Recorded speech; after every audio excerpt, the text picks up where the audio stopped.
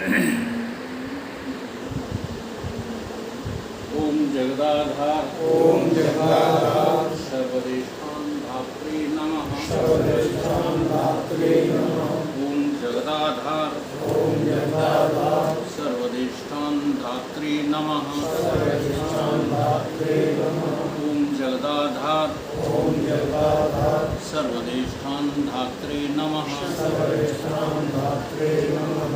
सच्चिदानंद भगवान की जय। सत्य सनातन धर्म की जय। सतगुरुदेव भगवान की जय। ईशावास्योपनिषद मंत्र नंबर 13।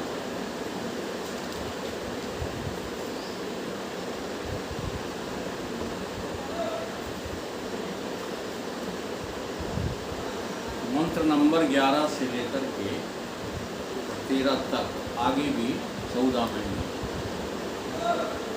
कार्य ब्रह्म और कारण ब्रह्म की ही चर्चा चली। नाम और परिस्थिति बदल बदल करके समझाया जा रहा है, लेकिन चर्चा बस इसी की चल रही है। कार्य ब्रह्म, अविद्या के द्वारा जो कुछ भी दिखता है वो सब क्या है? कार्य ब्रह्म है। और जो दिखता नहीं है वो कारण ब्रह्म है। उसका नाम एक जगह विद्या रख दिया, कार्य ब्रह्म का नाम अविद्या रख दिया। ऐसे ही अगले श्लोक में असंभूत संभूत नाम दे दी है, ये कार्य ब्रह्म कारण है। अब इस श्लोक में नाम बदल दिया है और उसकी परिस्थिति बदल के समझाई है। यहाँ संभवाद असंभवाद नाम दिए हैं।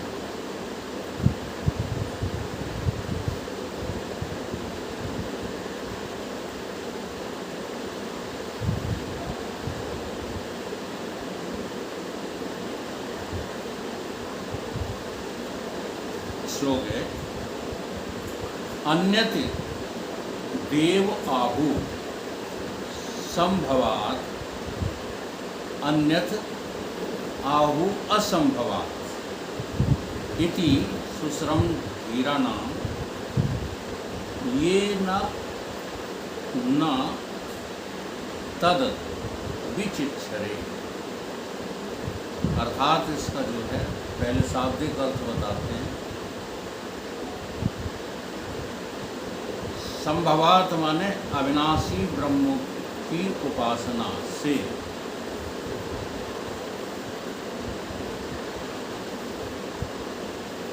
संभवात का अर्थ है अविनाशी ब्रह्म, इसकी उपासना से अन्यत एक दूसरा ही फल प्राप्त होता है। और असंभवात विनाशी जो है, देव पितर आदि जो विनाशी देवता, उनकी उपासना से कोई दूसरा फल ही प्राप्त होता है। ये अलग अलग फल बतलाए गए। इस प्रकार से धीर पुरुष महान पुरुषों के, धीर पुरुषों के वचनों को भली भांति सुन करके और उनकी व्याख्या को समझ करके आत्म तत्व को प्राप्त होते हैं, परमात्मा में विचरण करते हैं। ये इसका शाब्दिक अर्थ है। अब एक एक शब्द पर हम जो है विचार करें।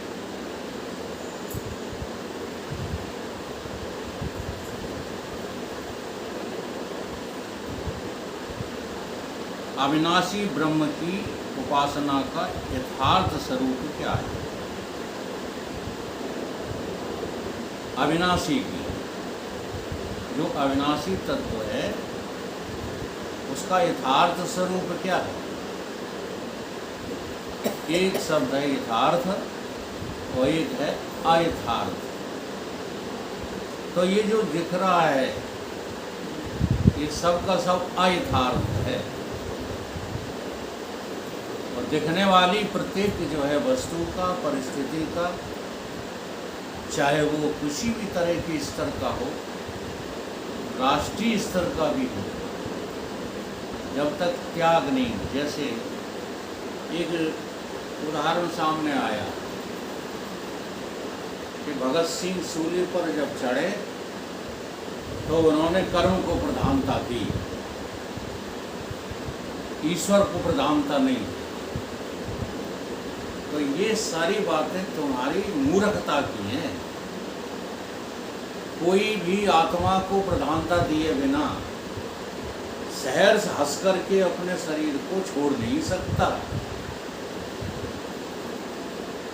लेकिन तुम्हें जो दुनिया में दिखाई देता है तुम उसी को सत्य मानते हो। तो अयथार्थ को यथार्थ न मानो। यथार्थ तो केवल अविनाशी है। नाशवान कोई भी वस्तु यथार्थ नहीं हो सकती। अच्छा, व्यवहार जितना भी है वो क्या है? यथार्थ है। तो अब इस व्यवहार की बातों में हमारा मन लगा रहे तो हम आगे बढ़ रहे हैं।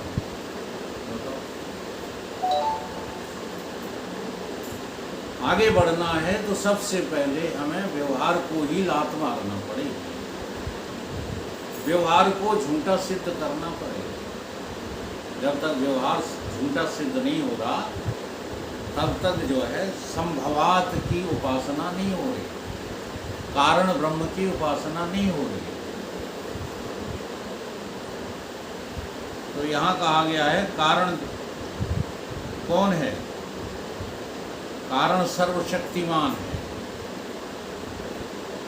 कारण ही सर्वशक्तिमान है, सर्वज्ञ है, सर्वाधार है, सर्वमयी है, संपूर्ण है। अब एक एक शब्द बड़ा मूल्यवान है। हम अपनी दृष्टि से सर्वशक्तिमान किसको मानते हैं? जैसे नहीं मानते हो सर्वशक्तिमान ईश्वर को मानो तो थोड़ी विधेय रहो। हर गृहस्थी में झूठ बोलते रहते हो। तुम सर्वशक्तिमान मानते हो जो भौतिकता पर विजय प्राप्त कर लेता है उसको। अरे मुड़ क्या ला रहे हो? अगर ईश्वर को जिस क्षण तुम सर्वशक्तिमान स्वीकार कर लोगे उसी क्षण इस दुनिया से वैराग हो जाएगा। सब झूठ बातें बोलते रहते, नाटक करते रहते। ईश्वर पर भरोसा है, हमें क्या भरोसा है? नहीं, हमारे लल्ला बढ़त नहीं, भरोसा है। ये सर्वशक्तिमानता है ईश्वर की। सर्वशक्तिमानता क्या है? कि तुम्हारे अंदर और तुम्हारे कार्यकलापों के अंदर कोई शक्ति नहीं है, ये स्वीकार करना ईश्वर की सर्वशक्तिमानता है। लेकिन तुम अपने बल पर जो है कुछ ना कुछ करते ही रहते हो, करते ही रहते हो। मैं करूँगा, मुझे करना ही पड़ेगा, मैं करता रहा था, ये तुम्हारे अंतःकरण से निकलता ही नहीं।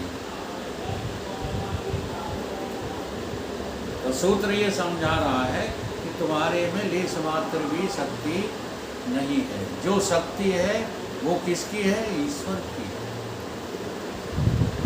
तो बहुत जो है सहज बातें हैं, अगर ध्यान दो तो। तुम्हें सुलाता कौन है?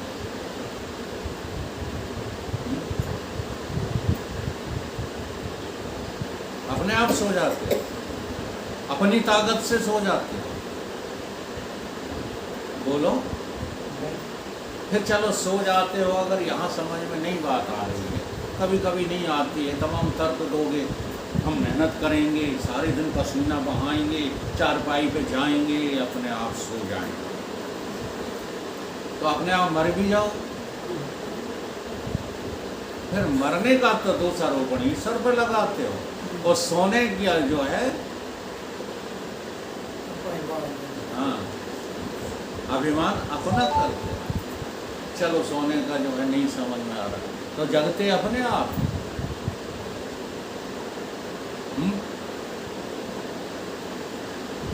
नियम बना लिया है कि संकल्प कर लो 4 बजे जगेंगे तो जग ही जाओगे। तो तुम्हारे संकल्प ने जगा दिया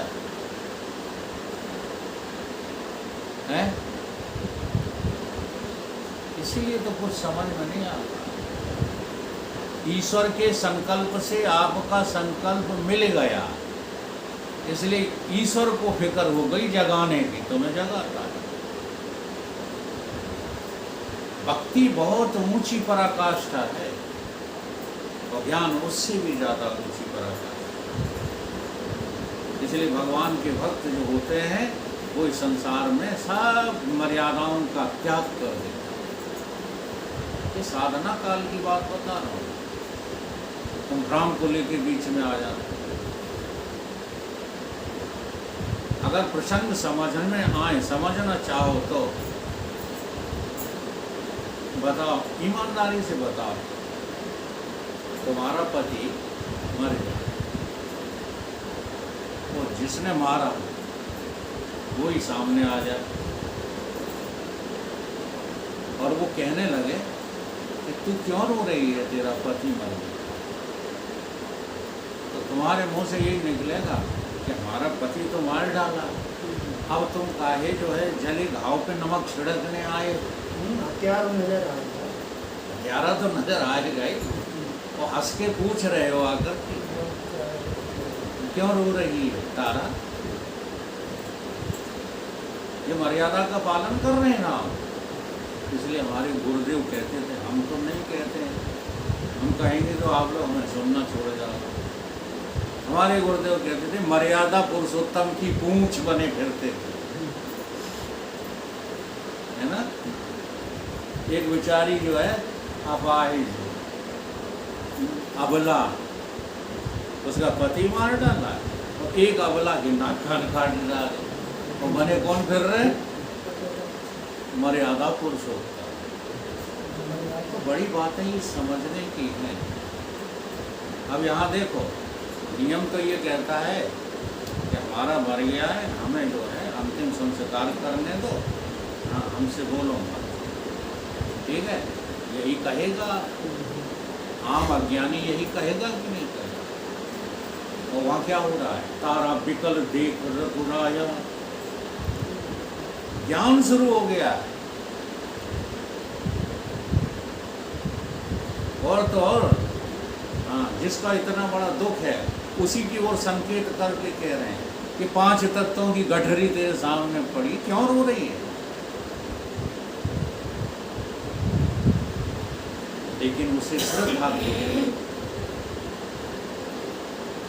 हम सब बात जो है बिल्कुल संदर्भ के परिवेश में ही निकालते हैं सूत्रों से।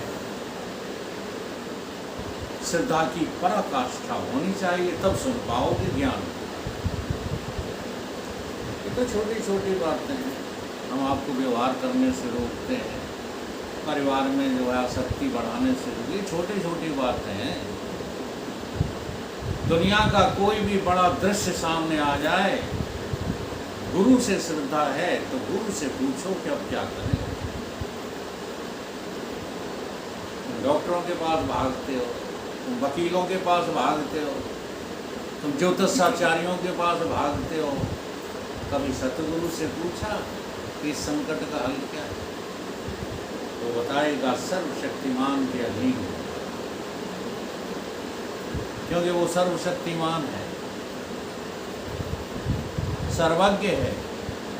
सर्वज्ञ का अर्थ यही होता है कि सबको नहीं जानता, सबको जान करके ये जानता है कि सब कुछ मैं ही हूँ, वह है सर्वज्ञ। लेकिन आचार्य लोग सर्वज्ञ का अर्थ क्या बताते हैं, सब कुछ उन्हें पता था। अच्छा, एक बात और आई गीता में, भगवान कहते हैं मेरे तेरे अनेकों जन्म हो गए, मैं जानता हूँ और अर्जुन तू नहीं जानता। क्या अर्थ है इसका?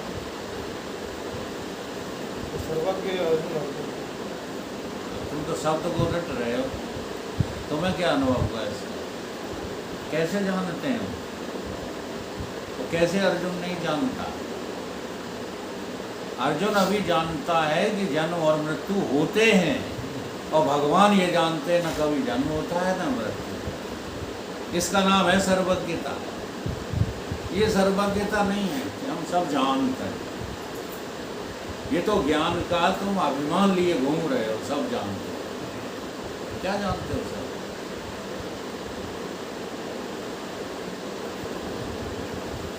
सर्वाधार है ईश्वर। क्या है?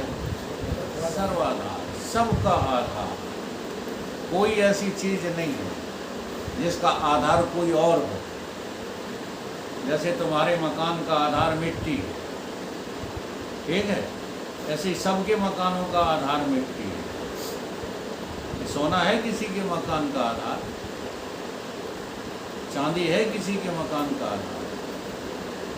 सोना और चांदी जेवरों का तो आधार हो सकते हैं, लेकिन मकानों का और बर्तनों का आधार नहीं हो सकता। तो कोई किसी आधे का आधार, कोई किसी आधे का आधार, लेकिन ईश्वर और आत्मा ब्रह्म सर्वाधार। सर्वाधार का भी यही अर्थ है कि अधेय नाम की कोई चीज है ही।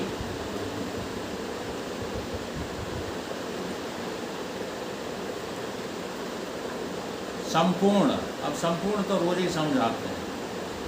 अब संसार के कर्ता धर्ता भरता कौन है? ईश्वर। जो कभी कुछ नहीं करता वही सारे संसार का सृष्टा है। जो कभी कुछ नहीं करता वही भरता है। भरता माने पालन करने वाला। जो कभी कुछ नहीं करता वही विनाश करता है। अर्थात सारे का सारा कर्तापना, भोक्तापना और नष्टपना ये किसमें है? ये ईश्वर में है। कि कैसे है? कि ईश्वर जानता है कि ये सब कुछ है। देखो, इसीलिए जो है गुरुदेव को ईश्वर कहा गया है। देखो, गुरुदेव जानते हैं कि कहीं कुछ हो तो करें धरें और भरतापना हो, पालना। लेकिन हमको तो अभिमान बढ़ता जाता है, बढ़ता जाता है। लड़के बच्चों को पाल लेते हो, फिर वो दुख देते हैं तो हमको दुख होता है कि देखो हमने पाला, पोसा, बड़ा किया, ये हमको मार रहे हैं। इसी का नाम अज्ञान।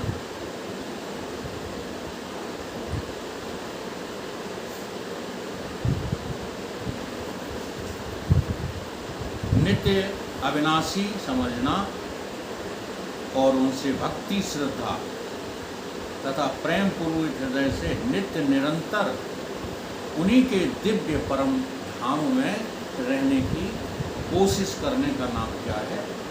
संभवता। इसको जो है क्या कहा है?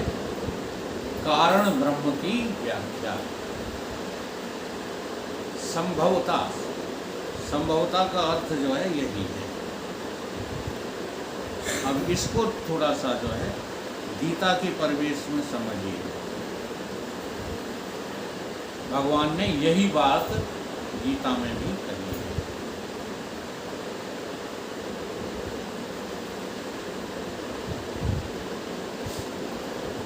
भगवान क्या कहते हैं? आपको याद होगा इस श्लोक, मनमना भव मद भक्ता मद्धाजी माम नमस्कुरम मामेव सस्य युक्तः एवं आत्मा नाम मत्परायण। तू मुझ में मन वाला बन। क्या कह रहे हैं भगवान?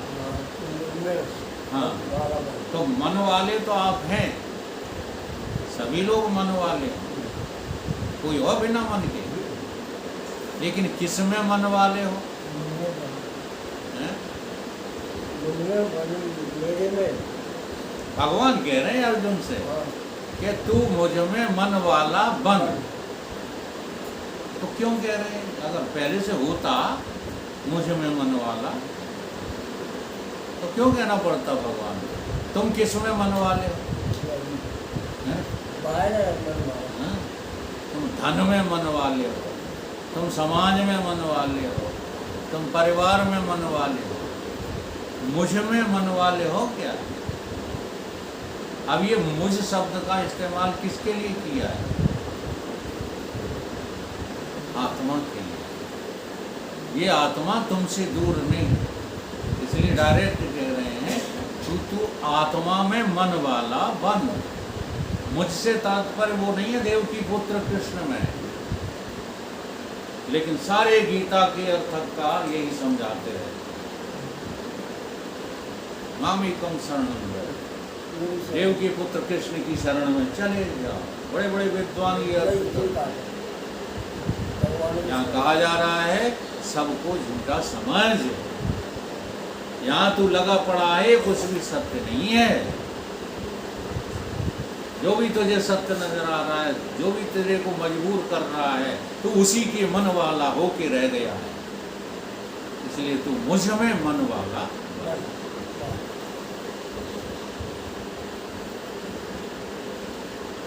और मुझ में मन वाला हो जाएगा तो तू मेरा भक्त बन जाएगा। मेरा भक्त बन, मेरा पूजन करने वाला। अभी देखो समझा ले, पूजा चेतन की होती है, जड़ की नहीं होती। जैसे जिंदा माँ बाप की पूजा करना ठीक है कि तस्वीर में जो है टंग गए हैं उनकी पूजा करना ज़्यादा ठीक है। जिंदा